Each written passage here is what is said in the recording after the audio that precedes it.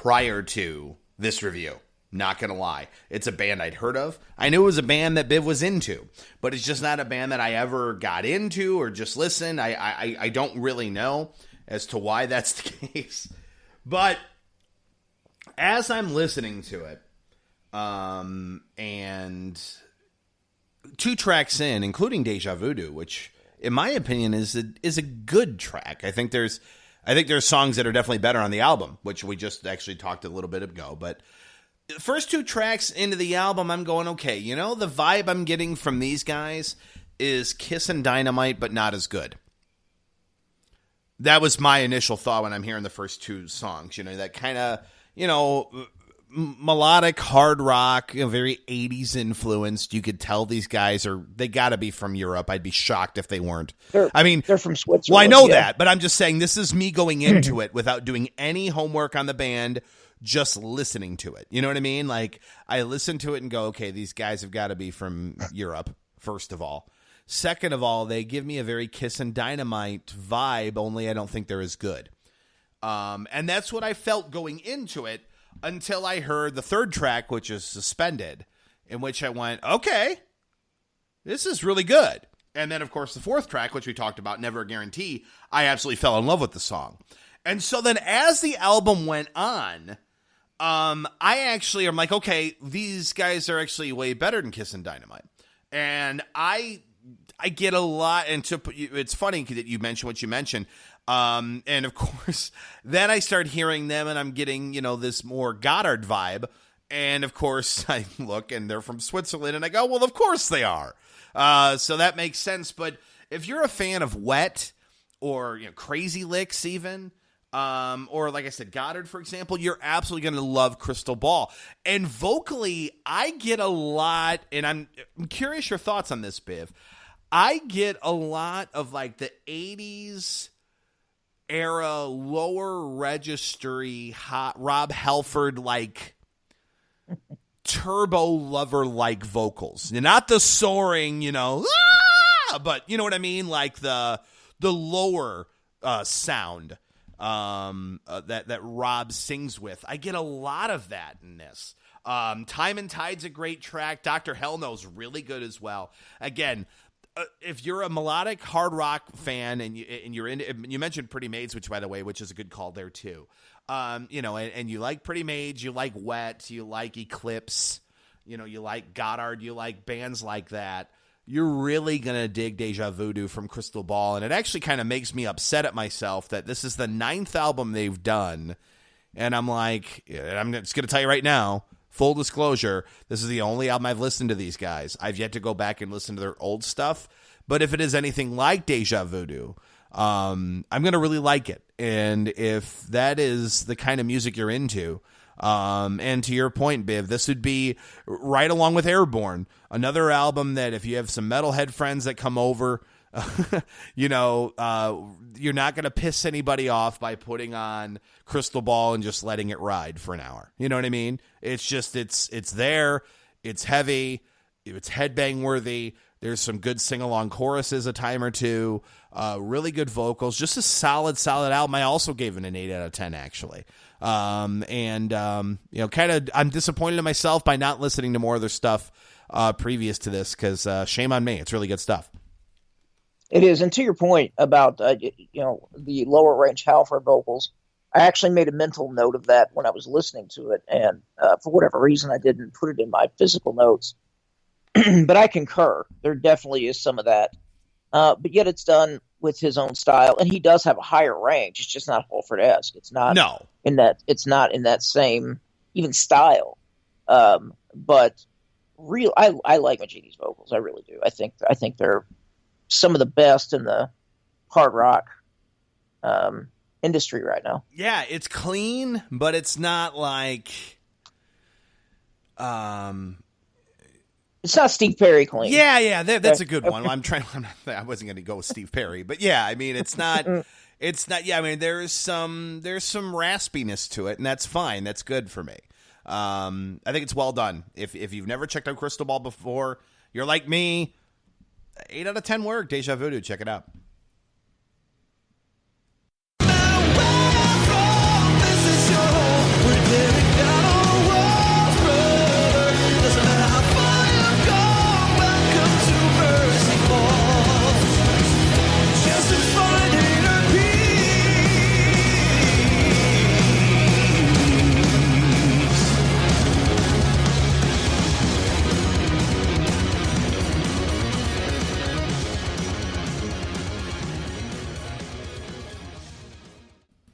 that is Welcome to Mercy Falls Live, from a band that needs no introduction, at least from me.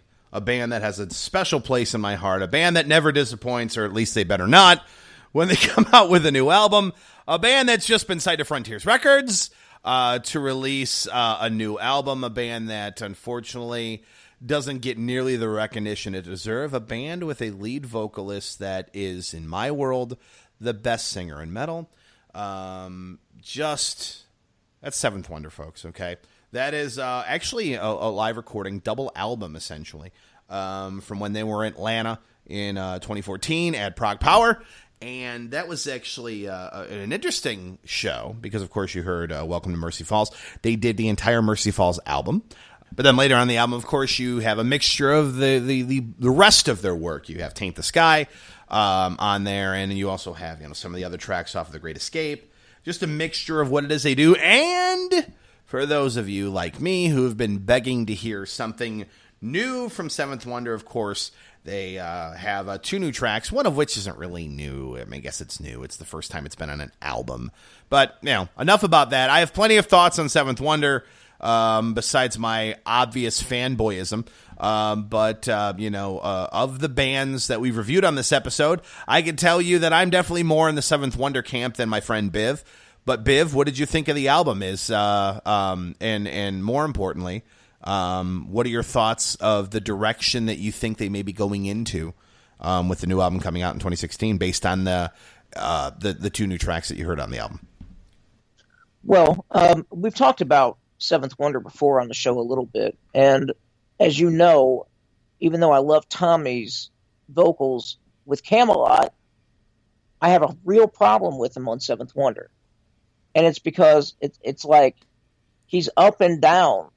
His vocals just are constantly up and down, up and down. It's like, dude, could you hold a note for 2 seconds? And it drives me, it's like nails down a chalkboard for me, vocally, normally. But I love live music. I always have. Historically, I will listen to a band's live album 3 times as much as I will a studio release. I think I just listened to the studio release to remind myself of what the original track was supposed to sound like. But going into this, I know it's your band, it's your boy. I get it. Happy to do the review. And being that it's from Prague Power, I wanted to do that as well. I have to say, from a sound quality perspective, or production, or mixing, or whatever you want to call it, somebody nailed it. The sound, to me, is phenomenal. And that's hard to pull off in a live format. Now, I will say that this was done in a very intimate setting. I've not been to Prague Power. By the way, I do have my ticket for Prague Power 2017. Thank you very much. At least for days 3 and 4. 1 and 2 haven't gone on sale yet. But having said all that, this was a show in that setting from 2014 with about 1,000 to maybe a total of 1,500 people present. I mean, it's kind of intimate, I mean, for a band that can go over to Europe and sell out a 15,000 seat arena easily. So I really like the sound quality.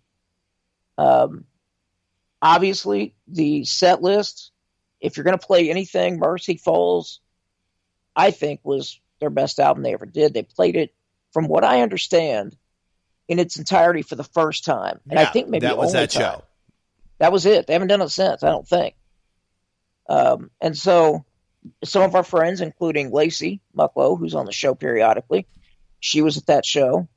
We have several other listeners that I know of that were at that show. But if you're a fan already of Seventh Wonder, you're going to love this. You're just absolutely going to love it. And because of that, even though I'm not a fan of Tommy's vocals sung in the style of Seventh Wonder, because of the production quality was so high and the musicianship was so good throughout, and I really even like the 2 new tracks. And to answer your question, they are different. And I am kind of liking where they're going. So, with the Inner Enemy and the Promise, if they kind of continue to move in a different direction like that, I think maybe I might change my opinion with time. I just need Tommy to flatten out his vocals a little bit. He's just a little bit too much all over the place for me. But I'm giving this a 9 out of 10. Wow. Well, let me give you my thoughts on it. And speaking of Lacey, I want to make sure that I call him Tommy Karavik. Otherwise, Lacey will get pissed off and message me and say that I'm a fraud of a reviewer. No, I'm just kidding. But, I actually disagree entirely with Biv's assessment of Tommy's vocals, only that while I am way more of a Seventh Wonder fan than a Camelot fan, and I know Biv's the opposite, and so maybe that's why. What drew me into the first, well, let me just back up. This is kind of sporadic. Mercy Falls especially has a special place in my heart from a band standpoint of Seventh Wonder, because it's the first album of theirs I ever heard. And I remember hearing, There and Back, which is an instrumental piece that leads into the song Welcome to Mercy Falls, which was just, and that was right when I was starting to also get into Dream Theater. So hear me out here. So I'm really starting to get into progressive metal, and just the way that There and Back is done with, it's heavy, tons of time changes, really cool keyboards here or there, no vocals, and then it goes into the song Welcome to Mercy Falls, and then Tommy comes in, and I'm like, wow, I really like how this guy sings. It just continued from there. Favorite album of mine. But what's funny about it is The Great Escape actually has become just as good in my world as Mercy Falls, even though at the time I would have never thought in 2010, 2011, when I heard this Great Escape, that they would be 1 and 1A for me. But for me, at this point, they have become that. So when you listen to the, Mercy Falls, the album, of course, if this is the first time you've ever heard Seventh Wonder at all, you're getting an entire album done in the order of which that album is recorded and released, essentially. So you have that, and then, of course, again, like I said in the beginning, you have tracks from their other stuff that they've done. To your point, sound quality is really good. Tommy's spot on, but he always is. Again, my fanboy love affair with Tommy Karavik will continue on and on and on. In regards to Inner Enemy, that's a song that, while this is the first time it's on an album, they actually released a video for it in 2014, 2013. It's been a couple years. And to me, it's still, first of all, you could tell it was written, this is just my opinion, it was written because, again, Seventh Wonder is a prog metal fan, or a prog metal band. And yet they wrote Inner Enemy, which is like 4 minutes, which for them is not normal.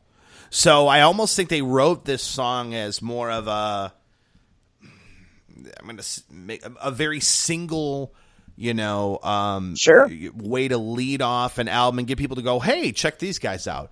And I love that song. I may have listened to that song 300 times, minimum, probably more than that over the last couple of years. I love that song. Whereas The Promise, excuse me, we've been talking a while. The Promise for me is way different than Inner Enemy and a lot of the stuff they did. And I'm going to be critical here.